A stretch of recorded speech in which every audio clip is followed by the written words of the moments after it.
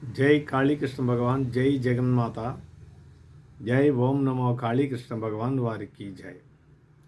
నేను గురువుగారితో ఉన్నప్పుడు ఆశ్రమంలో, బాదంపూడి ఆశ్రమంలో ఒక గర్భగుడి నిర్మాణం జరిగింది.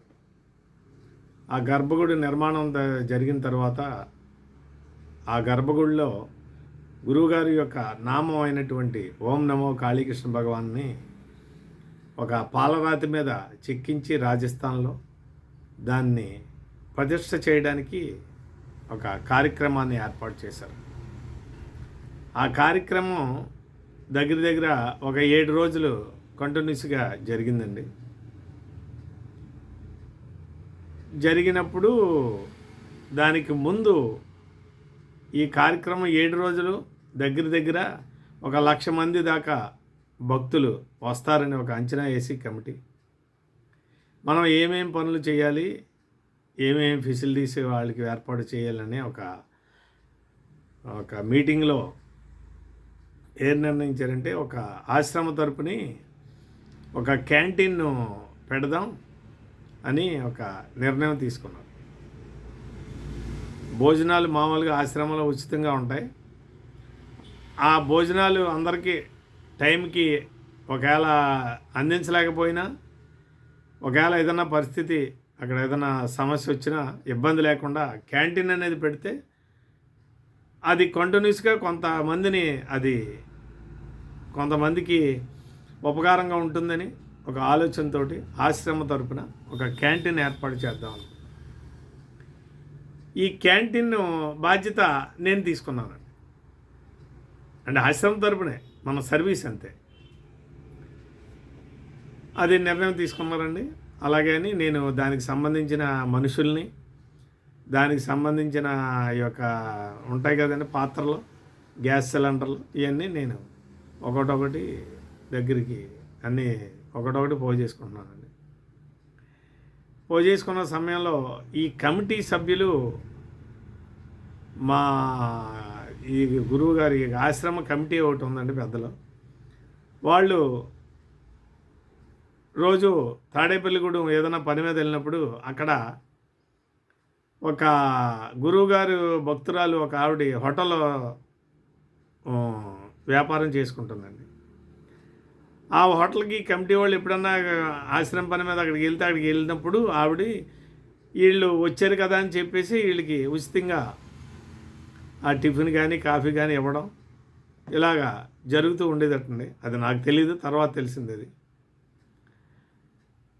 అలాగా చేస్తున్నప్పుడు ఆవిడ ఈ కార్యక్రమం గురించి తెలుసుకొని, ఏమండి ఈ కమిటీ సభ్యులతోటి అక్కడ 7 రోజుల కార్యక్రమం కదా, నేను ఎలాగ హోటల్ బిజినెస్లో ఉన్నాను కదా, నాకు ఇప్పించండి ఆ కాంట్రాక్ట్ అని ఆవిడ ఆ యొక్క కమిటీ మెంబర్లని అడిగితే, దానిదే ఉంది అంటే యుద్ధం మరి ఎవరో వేరే అతను చేస్తాను, ఆడిదే ఉంది కురగడ్డాడు, నువ్వు చేద్ది కానీ మేము మాట్లాడతాం అని చెప్పేసి ఆవిడకి భరోసా ఇచ్చేసి వీళ్ళు ఆశ్రమానికి వచ్చారండి. నేను చేసేది వ్యాపారం కాదు, ఓన్లీ ఆశ్రమం తరపున సర్వీస్ అంతే. వాళ్ళు ఆవిడకిస్తే ఆవిడ వ్యాపారం అదండి విషయం. అప్పుడు నేను ఈ సామాన్లన్నీ పోగు చేసుకోవడం, మనిషిని మాట్లాడుకోవడం ఇవన్నీ ఆల్రెడీ నేను పురమాయించుకున్నానండి. అది పురమాయించుకున్నప్పుడు వీళ్ళు లేదు నువ్వు చెయ్యొద్దు, కమిటీ వాళ్ళు ఆవిడకి ఇచ్చాం మేము, తాడేపల్లిగూడెం హోటల్ ఆవిడ చూసుకుంటుంది, నీకెందుకు ఇది, వాళ్ళు చూసుకుంటారులే అని అనేటప్పటికి ఇదేంటిది అన్నీ చేసిన తర్వాత ఎలా అనడం ఏంటని అలాగా ఆ కమిటీ సభ్యులకి నాకు గట్టి వాగ్యుద్ధం జరిగి, అంటే ఎంతలా జరిగిందంటే ఒక యుద్ధం కింద కొట్టేసుకునేంత విధానంలో ఇద్దరి మధ్య అంత హోరాహోరీగా ఒక పోరాటం జరిగిపోద్ది అన్నంత ఉద్వేగంగా ఉంది మేమిద్దరం కూడా ఆ కమిటీ సభ్యులతో. నాకు ఇంకా కొట్టేసుకుంటాం అన్న టైంలో తక్కువని ఎవరో కవర్ చెప్పారు, అంటే గురువుగారు వచ్చారు అన్నారు. వెంటనే గురువుగారు వచ్చారు అనగానే వెంటనే కామప్ అయిపోయి గురువుగారి దగ్గర నుంచి కౌరు ఏంటంటే, ప్రసాద్ని అర్జెంట్గా ఇక్కడ రమ్మని చెప్పు అని చెప్పి కౌరు వస్తే, నేను వీళ్ళు ఇక్కడ ఉన్నారండి, నేను పరుగున గురువుగారు ఆశ్రమానికి బయట ఒక కుటీరంలో ఉండేవారు కదా, ఆ కుటీరం కాడికి నేను వెళ్ళానండి. వెంటనే గురువుగారు ఏంటి గొడవ ఏంటి అదే ఏం జరుగుతుంది ఏంటి అన్నారు. మేము ఆయనకి ఇంకా మేము ఎవరో చెప్పలేదండి.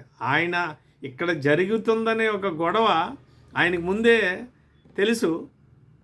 ఆ టైంకి కరెక్ట్గా ఆయన ఇక్కడికి రావడం, నన్ను పిలిచారండి. పిలిచి ఏంటంటే జస్ట్ టూకీగా ఇలా జరిగిందండి అన్నారు. ఎలా జరిగిందండి ఇలాగా ఆవిడ హోటల్లో నేను పెడదాం అనుకున్నానండి.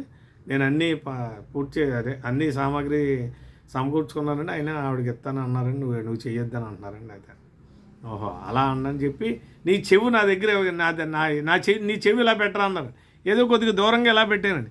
లేదు దగ్గరగా పెట్టాను, కేకలేసారండి. బాగా గురువుగారి దగ్గరికి ఇలా చెవి పెట్టానండి. చెవి పెట్టినప్పుడు నా చెవిలో ఒక మాట చెప్పారండి. అది ఏ మాట మీకు ఇప్పుడు ముందు తెలుస్తుంది. ఏ మాట చెప్పారు? ఓ మాట చెప్పారు, పో వెళ్ళు అన్నారండి. వెళ్ళు అనగానే అప్పుడు నేను లోపల ఆశ్రమంలో లోపలికి వచ్చి ఆ కమిటీ సభ్యులు ఉన్నారండి. ఏంటి ఏమండి మీకు మాకు గొడవ ఎందుకండి, మీరు చెప్పినట్టే కానిద్దాం, ఓ పని చేద్దాం. ఇప్పుడు ఎలాగా ఆవిడకి మీరు ఇస్తా అంటున్నారు, ఇక్కడేమో నేను సర్వీస్ చేయాలని నేను అంటున్నాను. మన ఇద్దరం కలిపి ఓ పని చేద్దామండి, పాట పెట్టుకుందామండి. ఎవరు ఎక్కువ పాడుకుంటే వాళ్ళు తీసుకుందామండి అని చెప్పారు. అయితే పాట పెట్టు, నువ్వే పెట్టాను. లేదండి మీరు పెట్టండి పాట అంటే 100 రూపాయలు అన్నారండి. వాళ్ళు 100 రూపాయలు అంటే నేను 50 రూపాయలు అన్నాను, 150. అలాగా వాళ్ళు 200, 250, 300, 400, 500, 600, 700 అలాగా ఒక 1000 రూపాయలు అయ్యేటప్పటికి వాళ్ళు 2000 అన్నారండి. 2000 అంటే నేను 2500, అలాగే 2000 అయిన తర్వాత 5000 అన్నారండి. వాళ్ళు 5000 ఎంతండి, వెంటనే 10,000 అన్నారండి. 10,000 అనేటప్పటికి ఇంక అందరూ సైలెంట్ అయిపోయారు. ఏంటి 10,000 ఏంటి, దీంట్లో ఎంత వస్తుందా, 10,000 పాడడం ఏంటి అని అన్నారండి. నేను పాడడానికి కారణం ఏంటి, నా వెనకాల ఎవరున్నారో సద్గురు కాళీకృష్ణ భగవాన్ గారు ఉన్నారు. ఆయన చెప్పారు, నేను నిమిత్త మాత్రుని. అంటే సద్గురువే నా అంటున్నప్పుడు నాకు భయం ఏంటి, నేను పాడేటప్పుడు ఇది 10,000 లాభం ఎక్కడ వద్దే, ఇదంతా దొంగ, మమ్మల్ని మాయ చేసేది బెహాదు, గురువుగారిని అడుగుదాం, ఈడవుడీడు అని చెప్పేసి వీళ్ళంతా కేకలేసుకుంటా గురువుగారి దగ్గరికి వెళ్ళారండి. గురువుగారు ఇలా జరిగిందండి, ఆడు పాట పెట్టి 10,000 పాడాడండి. అసలు 10,000 అసలు అది సాధ్యమేనండి ఇక్కడ, అది ఇది అని గురువుగారితో అన్నారు. అరే ఆయన రమ్మను, ఆయన ఏటాడు ఆడు ఎక్కడ ఉన్నాడు రమ్మనని నన్ను గురువుగారు కోరారు. అప్పుడు గురువుగారు దగ్గరికి నేను వెళ్ళానండి. నేను వెళ్తే ఏంటి విషయం చెప్పరా అన్నారు. ఇలా పాట పెట్టానండి, నేనేం 10,000కి పాడాను, అది కుదరదని చెప్పేసి ఇలా వచ్చారండి. అప్పుడు గురువుగారు ఏమీ తెలియనట్టుగా గురువుగారు ఏమన్నారంటే, ఒరేయ్ బాబు, మీరిద్దరూ పాట పాడుకుందానికి ఒప్పందం అయ్యారా లేదా అని అడిగారు. ఒప్పందం అయ్యేవండి అన్నారు. ఒప్పందం అయినప్పుడు ఏంటి, పాట ఎక్కువ ఎవడ పాడితే ఆడికే కదా ఇంట్లో సమస్య, ఇది ఎవడ ఎక్కువ పాడితే ఆడికి ఇచ్చేయండి అన్నారండి. ఈ డబ్బులు నువ్వు కట్టాను, వెంటనే 10,000 గురువుగారియే కదా, 10,000 నేను అక్కడ పెట్టేశానండి. అక్కడ పెట్టయితే అప్పుడు నేనే ఆ సర్వీస్ని చేయడం జరిగిందండి గురు సంకల్పం వల్ల. ఇక్కడ ఏంటంటే భారతంలో శ్రీకృష్ణ రాయబారం, కలియుగంలో కాళీకృష్ణ రాయబారం, ఇది నాతో జరిగింది కాళీకృష్ణ రాయబారం.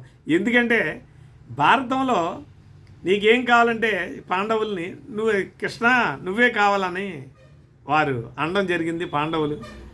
అలాగే కౌరవులు ఏంటంటే నాకు సైన్యం కావాలి అని వాళ్ళు కోరడం జరిగింది. అందుచేత సంఖ్య తక్కువే పాండవులు, సంఖ్య ఎక్కువ కౌరవులు. కానీ సమర్థత ఎక్కడుంది, కృష్ణుడి దగ్గర ఉంది సమర్థత. అలాగా భారతంలో జరిగింది. భారతంలో శ్రీకృష్ణ రాయబారం అలా జరిగింది. కలియుగంలో కాళీకృష్ణ రాయబారం ఇలా జరిగింది. నా బలం ఏంటి, గురువు గారు కదా ఇచ్చింది, నువ్వు పాడెట్టు అన్నారు, ఎంతకాలతో అంత పాడేయచ్చు, అది గురుశక్తి కదా, నా వెనకాల ఉన్నది గురువు కదా, పాడేది గురువు, ఆపరేటర్గా నేనున్నాను మాత్రమే. కాళీకృష్ణ భగవాన్ గారి యొక్క సంకల్పమే కదా నెరవేరేది. మానవ సంకల్పం ఎక్కడ నెరవేరుతుంది? ఆ రకంగా నన్ను ఆ రోజు ఆడే భారతంలో శ్రీకృష్ణుడు అలా చేసాడు, అది మనం చూడలేదు, అది చరిత్ర. నేను ఉన్నాను ఇప్పుడు గురు సంకల్పంతో, నాకు జరిగిన గురువు గారితో జరిగిన చరిత్ర ఇది. జై జగన్మాత, జై కాళీకృష్ణ భగవాన్.